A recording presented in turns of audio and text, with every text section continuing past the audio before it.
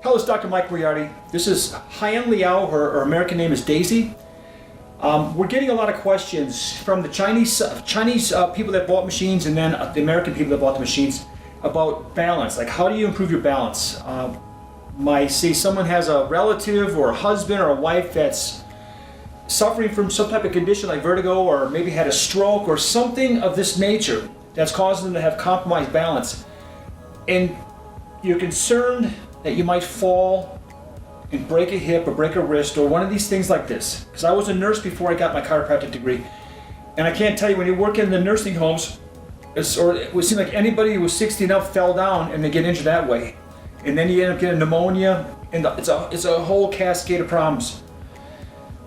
So I'm gonna get called out. It's called a nosocomial infection. It's the superbugs that live in the hospitals. The older people fall down, they get injured, they go in the hospital, their immune system's weakened because they don't exercise, they're getting older, and they get these deadly superbugs from the hospitals, and then they end up dying of pneumonia.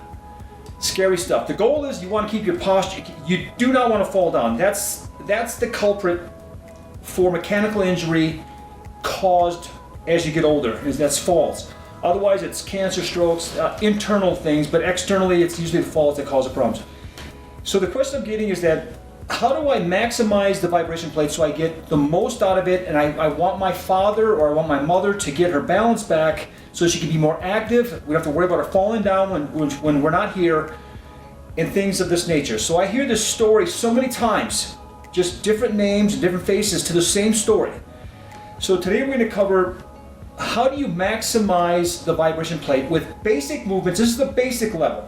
I'm going to have more advanced stuff on a course, because if you don't understand the details of the information that's required, like how you break it down, because there's so much misinformation out in the world that if you don't explain something clear enough and make it so it makes sense, so that all this nonsense that comes in through externally, you can look at it like that's not true, that's not a true statement.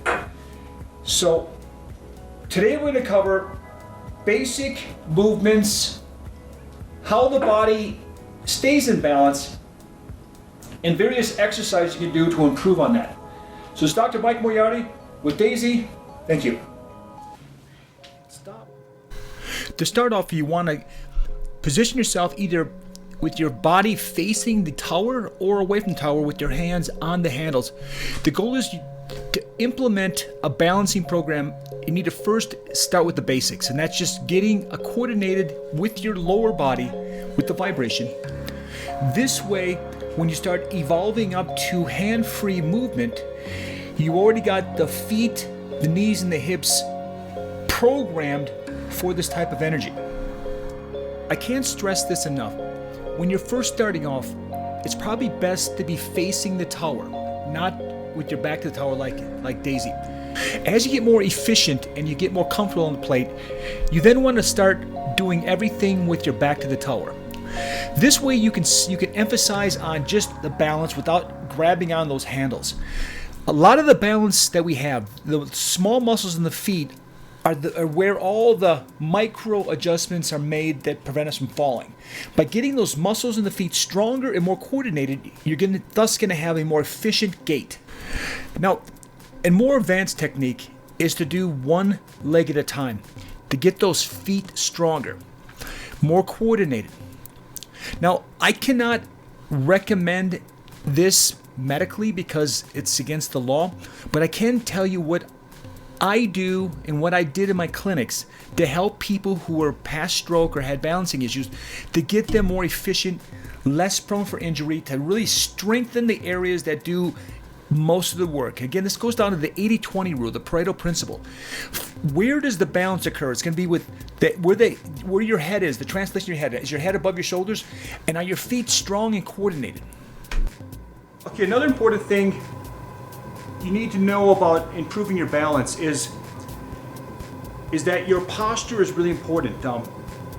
There's a thing called the righting reflexes, the righting systems. There's systems of the body specifically designed for us to stand on 2 feet without falling. So it's a continuous balancing act where all these systems work together so we have balance. When you start reducing how these systems work by poor posture, maybe some types of pathologies or diseases that occur, you start getting, your balance starts to diminish, starts to lessen, and then you're more prone for falling. So as a chiropractor, one of the main things that goes first is going to be your head translation. So Daisy, want to turn aside like this? Okay, want you stand up straight? Stand up straight.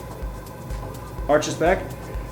Now, there's three curves in the spine. There's a thing called the kyphosis, where the outside of the C goes forward. Or this is lordosis, this is kyphosis. Kyphosis is the one that's in the middle of the back. Lordosis and lordosis, these are the ones that outside C goes forward. Now, the goal is, people think that you need to stand up straight, get your head over your shoulders. It's not quite accurate most times. What it is, the curve here, reduce this curve a little bit. Keep your head up. Reduce the curve. Don't put your butt up. Just reduce the curve. Reduce the curve. Reduce it. There you go. Now stand up straight though. Don't reduce it. So if you look right here, her ears are way forward. This is called forward head translation. This is where your body wants to fall forward, so you're using the front of your feet, your toes, to kind of prevent you from going forward. You're also starting to compromise how the spine, the joints in the spine called facet joints, and there's a nerve called the proprioception. It's how these nerves work to help with the balance. So the goal is, whenever you got to start learning to stand up straight, arch this back a lot, not too much. Get your head up. This way, your ears come back over your shoulders. You're putting the systems in their proper position where they start working and functioning at a higher level. So always concentrate on this curve right here, because we lose this curve because of the chairs we sit in and things of this nature. Okay, have you go straight forward, Dizzy? Straight forward. Feet wide apart. Okay, stand up straight. Now, there's a thing called posture re-education. It's what us chiropractors that work with functional type chiropractic, we're trying to get the body to operate at the highest possible level. The first thing we do is we look at the curves. The curves are so important. The curves act like shock absorbers. They're also important for balance. So with this, you always want to make sure you got this, your lower back arched a lot. So you want to arch that back so that you're kind of like putting your butt up and you're getting that chest out. That right there most times will bring your posture back in. Because for every